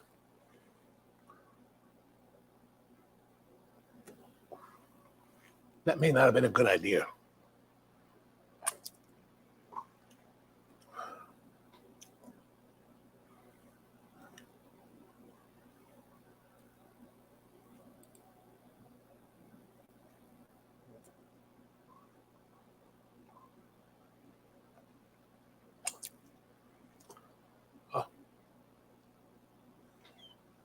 So what else been going on around town? I've been what did I watch this week? I watched not just Everything All at Once and Top Gun, but I did see the other episode of SWAT. So the one that Tony was talking about last week, where Street and hooked up with his coworker finally. So that's pretty good. That's pretty good. The Blacklist was pretty good, I think. One more episode left. Tomorrow's episode is the last of the Blacklist. And I think they just got picked up they've already been picked up for the 10th season, the Blacklist. Di wants to know, what time do you think we'll start? Maybe the stream will start at 6. Or maybe 4. I don't know. Well, what do you guys think? What time should we start? Maybe a dinnerish kind of thing. We can start early too. We can start like 12.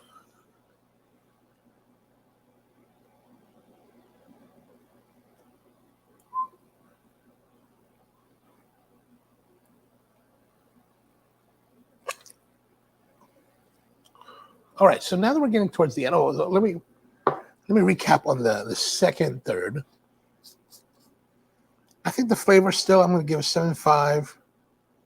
Body was relatively the same, so 8.25 again. Now, I don't know if it's because I took this hit of the rum and it's just kind of lit it up. Ooh, man. But the capsaicin seems to be getting a little bit more intrusive.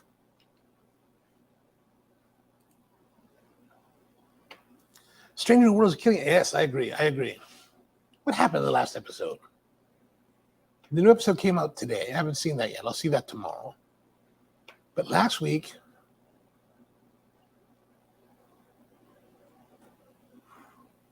the second week they were on that comet or whatever. What happened this past week? I can't remember.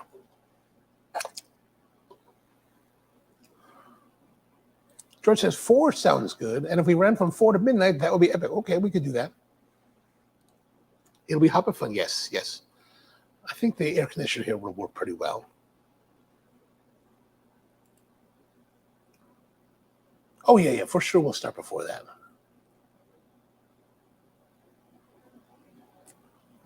I mean, I'm typically here all day anyway, so I'm sure on that day I'll be here early so that start setting up and get everything ready. So, rest of you, for those of you who are going to come down, are you guys going to come that morning or the night before? I'm presuming you're going to stay overnight Saturday night because that would be difficult to drive home late. Oh, yeah, that was not a good idea.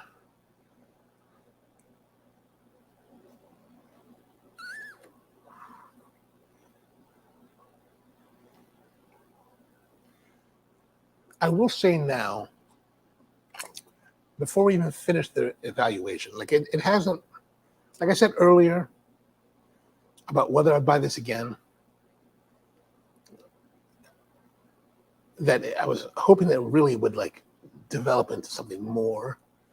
It hasn't done that. So I think at this point, I would say that I probably would not buy it again. The capsaicin thing is cute, it's interesting, but it's not really giving us. Oh, right. The veteran service. That's right. His daughter's in the buffer. And that's crazy, man. You keep your daughter in the buffer. And then the big secret. Yeah, you're right. That's right. Thank you for reminding me. Yeah, I am enjoying Strange New Worlds. And looking forward to the arrival of Kenobi next week.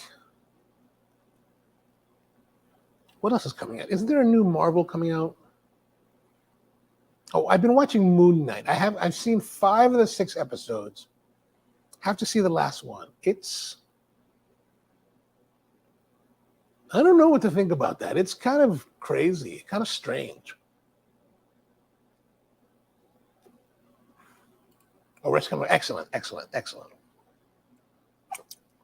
Good to know. I think it's kind of oh man. Yeah, that's definitely.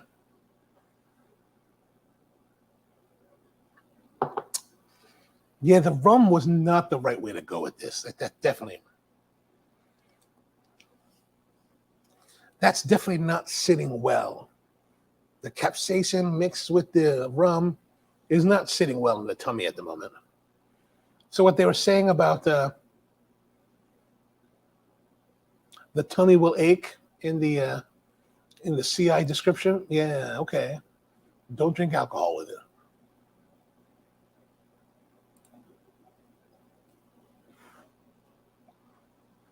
All right, cool. Let's do that. It's a nice setup over there. Let's plan on going down there that night. George says Moon Knight was a season-long setup for season 2. All right. I have to watch the last one. I'll have a better feel for it next week. But yeah, it's a strange flick or a strange series. I don't know if it's really. I don't know if they've told the story cohesively yet.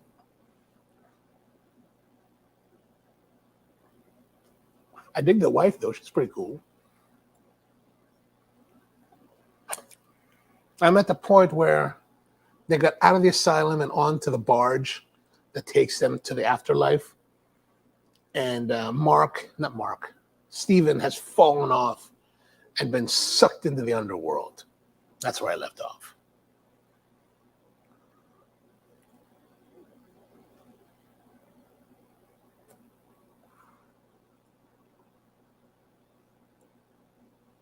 Ooh.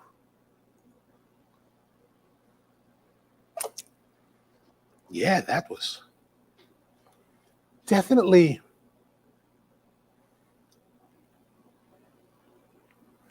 the rum was the wrong way.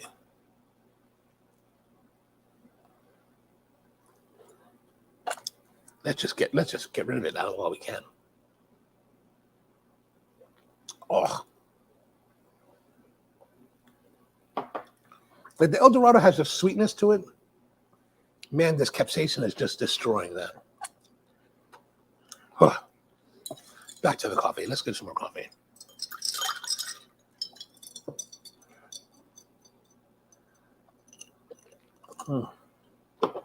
Oh, man. Tony says, no, George, they vehemently declared there will be no season 2. Oh. Is it leading up to another series? Like, are we going to see this Moon Knight guy somewhere else? And I don't really understand why he's the Moon Knight. Like, and then, like, from 4 to 5, or was it 3 to 4, they got rid of the Chalutu, or whatever the guy's, the demon that's controlling Steven. But I don't recall how they got rid of him. Like, he's gone now, but how was he defeated or whatever?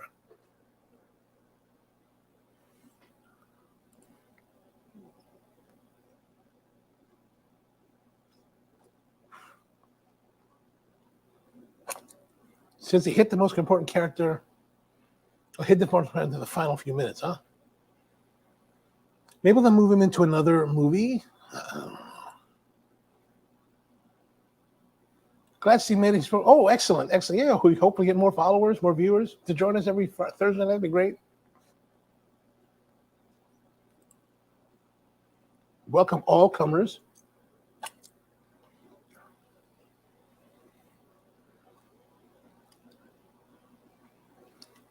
We're getting down to the end, and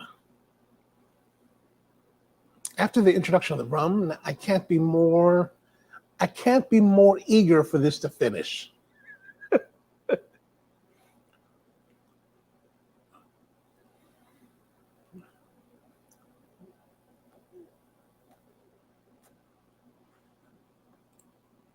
One of a new gen. Okay. I wonder. But if his power as Moon Knight is powered by this Chalutu or whatever he's called, and that Chalutu's gone, how can he become Moon Knight still? I guess I'll find out tomorrow. Hear about the account call show that got fined for charging 2 years? Yes, I did. Actually, that guy is a friend of mine, Francesco Sanapo. He owns a place called Ditta Artigianale in Florence, Italy. I've been to his original shop. He's got like 2 or 3 now. And so in Europe, it's like in Italy, especially, like if you go for espresso, I think an double shot espresso is a euro, right? So like if you're on the autostrad and you stop at like and this is what I did. You stop at the service area and you get an espresso, it's like a euro, and maybe €1.50. I don't forget what. But in Italy, the price for espresso is regulated by the government, and he was charging €2 for his espresso, which is less than $3. Like we were charging at Spro, we charged $3. Oh, I mean, until the end, and €2 is not very expensive. But evidently, a woman went there, paid her $2. It wasn't disclosed per se, so she complained to the government. The government fined him. And but what he said, what Francesco was saying is that they had it on their menu that you scan the QR code and it would show you the price, but I guess it has to be posted on their walls.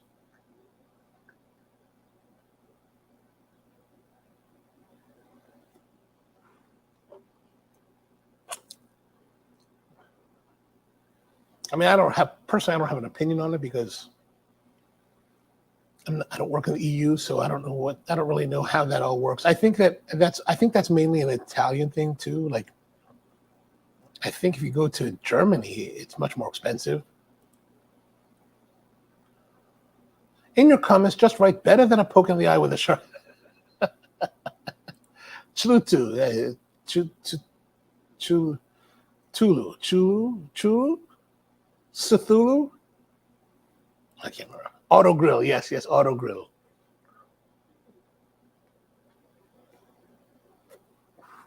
I had to go to the Auto Grill. In 2014, I was in Europe. I was going to go do the World Championship for the barista competitions, right? And that was being done.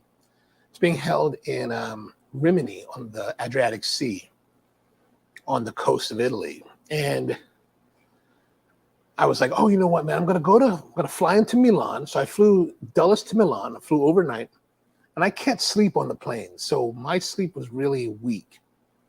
I did get an upgrade to business class, so I was able to sleep a little bit. But I flew overnight to Milan. And in Milan, you arrive around 5, 6 in the morning, or maybe 7. I rented a car, and I was like, I'm gonna go visit Gerard. So I drove all the way across the top of Italy, through Mont Blanc, through that little like northeastern tip of France, into Geneva, hung out with Vahe Gerard for several hours, then left, drove back into France, went to McDonald's.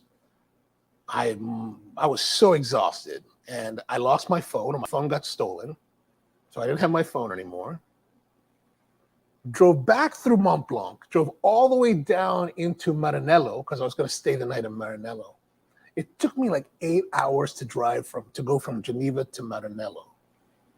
So I got to the Planet Hotel in Maranello, across from the old gate, the old original gate of Ferrari, and next to Restaurant Cavallino. I think I got there like 2 or 3 in the morning. I was so exhausted.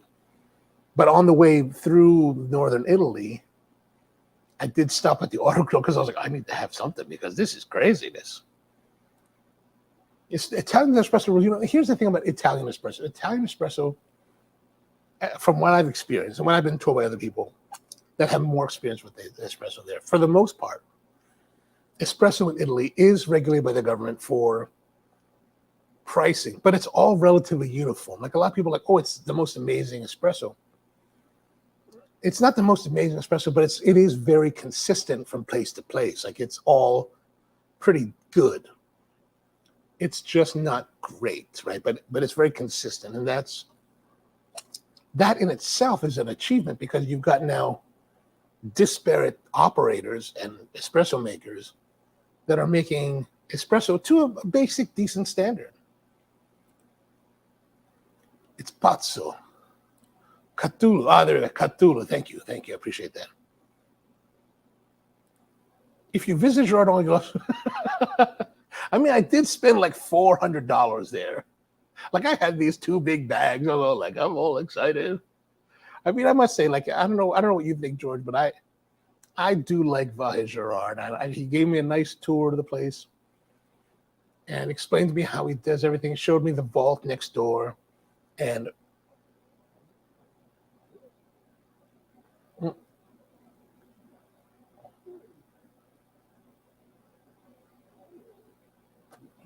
it's kind of burning. Not a little bit harsh on the tongue from the heat of the burn, but also a bit of burn from the capsaicin that's still there. But I must say, you know, the cigars that I get from Gerard are consistently excellent. Like, I remember one time my friend John Max and I, we're sitting around one day, and we're like, we need to get some Monte Cristo number 2s. I said, let's get some. So I called up Vahe and I was like, hey man, I need a box of Monte number 2s.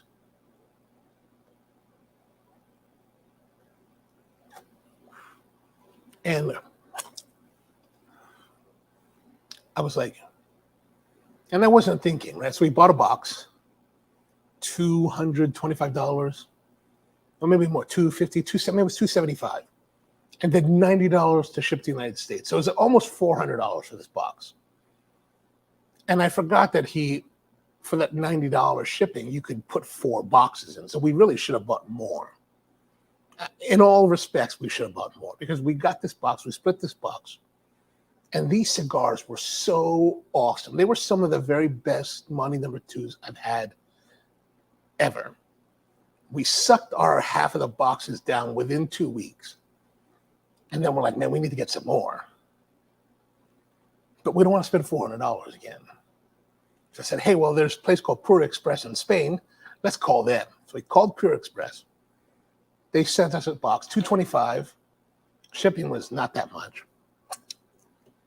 Box comes, man, these were dog rockets. They were just like, not dog, maybe not dog. They just were disappointed. Compared to the one Gerard had, the Pure Express were like super, like, terrible.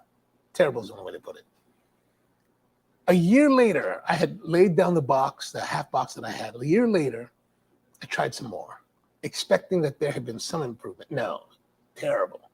Just disappointing. So I do think Gerard does have very nice quality. Like, I've not been disappointed.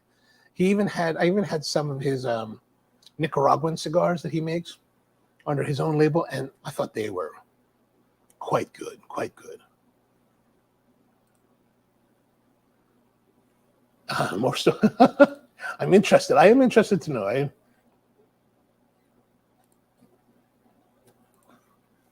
let's talk about okay.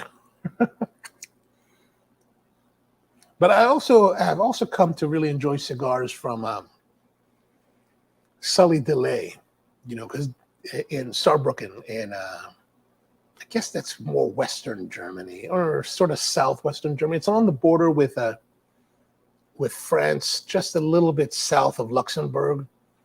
And of course, I found out about Sully because Roman Kraft was doing their Wanderlust, and he was one of the retailers of them. So on one of my trips, since I fly United, United's hub is in Frankfurt in Europe. So, you know, so you connect to Lufthansa and go anywhere else. So I remember the first year that the Fiorellas came on, I usually stop in Frankfurt for a day or two just to kind of chill and hang out and visit some friends. But I was like, I rented a car, drove down to Saarbrücken, hung out with Sully, and I got to try some other cigars. And I think he does some really nice quality cigars too. But the last time I was in Frankfurt, I went to the new La Casa del Habano down in downtown Frankfurt. They had just opened that the month before, I think, or maybe 2 months before. It was like October 2019, right before the pandemic hit. And I went there and I was like, hey, what do you guys have here for? What's exclusive or what's new? And they were like, Trinidad just released their new cigar called the Media Luna. And at the time, it was an LCDH exclusive. So I got one of those, and they've got this beautiful, like, smoking cave. Like, it's a subterranean cave beneath the store. And it's like they carved out this cave almost, and it's this bar. It's beautiful. Smoke abatement's not the best. But I had that, and that was really, really good. Like, I really like that cigar. Lufthansa, I don't know what Lufthansa stands for. Luft, flying of some sort, lifting or something. But Tanza, I don't know. My German is not very good. Actually, I would like to learn German. You know, when I started traveling more to Germany, I would try to like learn a little bit of German so I could try to talk to people. But what I found about Germans is that they don't like to talk German to you, or to me at least. Like you walk into a place, Guten Tag. And I don't know. I haven't been able to decide whether it's like they don't want to share their language with other people, or they just are like, I'm not going to spend any time trying to trudge through German with you when I can speak passable English. So I've been very unsuccessful with improving any level of German. Oh, another top. Okay, very good, very good. Another top for the marathon. All right. This cigar has gone out. Thankfully. That's terrible. All right, so our last segment, I think that the introduction of the rum into the tasting experience was the wrong choice for this cigar, because it just made it unpleasant. Unpleasant is probably the best way to put it. I did not have a good reaction to it. So let's take that into account and not hold that necessarily against it. So I'm going to say it was a relatively static at 7.5, as well as the body was somewhat static at 8.25. Burn and draw. So I thought the burn was very good the whole time. Very good, and the draw was good, the burn was good. So I'm going to say 8.5 for that. Consistency, I mean, it was very consistent throughout. Like, there was, like I said, that capsaicin is a strange oddity, but the blend of the cigar actually matches the harshness of the capsaicin. So it was very, very consistent in that respect. So I'm going to say 8 for that. Overall, I'm going to give it a 7.75. All right, so let's see what our score will be for this one.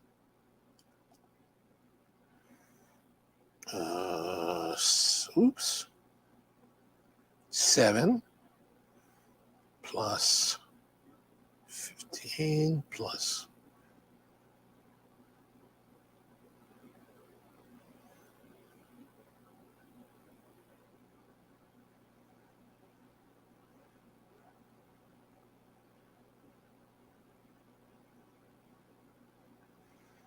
So I'm saying that it is 78.5.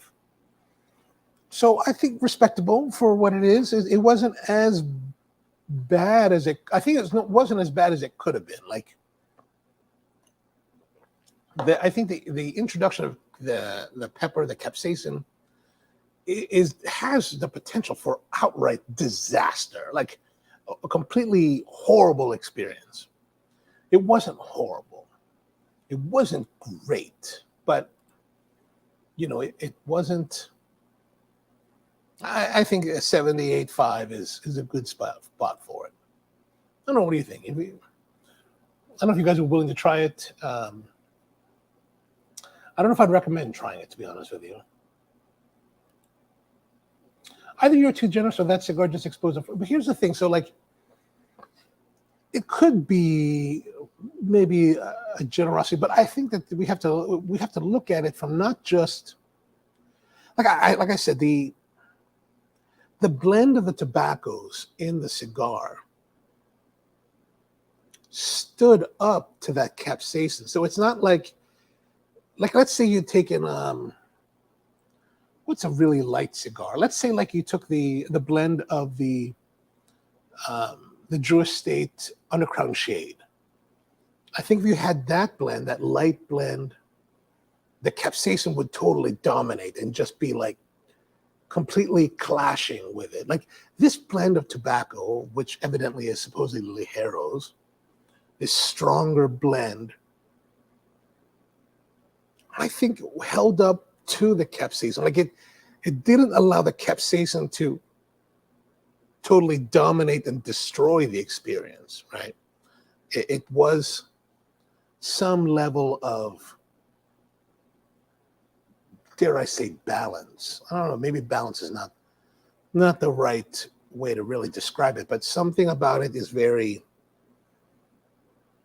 it stands up to it. It's not like, it's not crushed by the capsaicin. I don't know if I would, like I said, I wouldn't buy it again. I don't even know if I would really recommend it. But I think for the quality of the cigar, I think the score is reflective of that. Rating a technique calm but horrible tasting smoke burning rating. I don't know. I mean, I hear what you're saying, but I think also that it's not a horrible, that's the thing. It wasn't a horrible tasting cigar. Like it wasn't the experience of that Gurkha 12-year cellar age cigar. Like that was very difficult. This was better than that. Maybe just difficult. But we have to look at, let's let me go look in here. Let me pull up our scoring and see where it falls in. 78.5. Cu-Avana.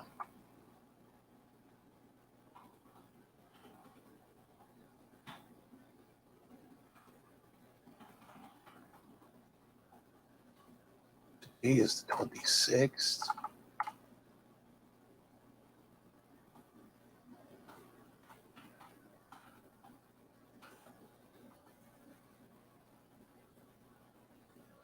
All right, let's see here. 26. We're going to rank it up. I mean, it puts us here. Better than the Rustica. Better than Proof Punch Pvnisher. Okay, maybe there is something to be said about this. Like if I was to really just kind of go off of my own, like maybe it should be right around here. Somewhere in this 74 and below. So perhaps there's something to be said about it. Like maybe I'm being a little more generous. Maybe it should, instead of 7.5, maybe it should be 7s. All right. I can take that. All right, so there it is. We're back again next week, Thursday night, 8 p.m. Eastern. Thanks for tuning in tonight. I appreciate you being with me. Don't forget, the 100th episode is going to be on the 2nd of July. Yes, I do get your point. I get your point. I think if we look at it, we can probably reassess. I would say that it would probably be, if we're looking at it from the perspective of the overall, then it could be probably down here more. I think that would be more. I guess I should go here and see what I'm holding. But yeah, I can get that. All right, so that's pretty much it for today. Thank you very much for tuning in. We are next week. We're still looking at next week. So last week, if you look at last week's scheduling, we had a whole bunch of other cigars to last us for the next couple weeks. Turns out I smoked a lot of them in my own smoking time. So we've rearranged it. Next week's going to be the CEO Nicaragua Granada, and we're going to try that next week. And which means I have to go back to Raul's place and load up for the next few weeks, so that we'll have something interesting and nice. But all right, so that's pretty much it. Thanks for tuning in. Always good to see all of you. Hope you have a great week, and for sure we'll see you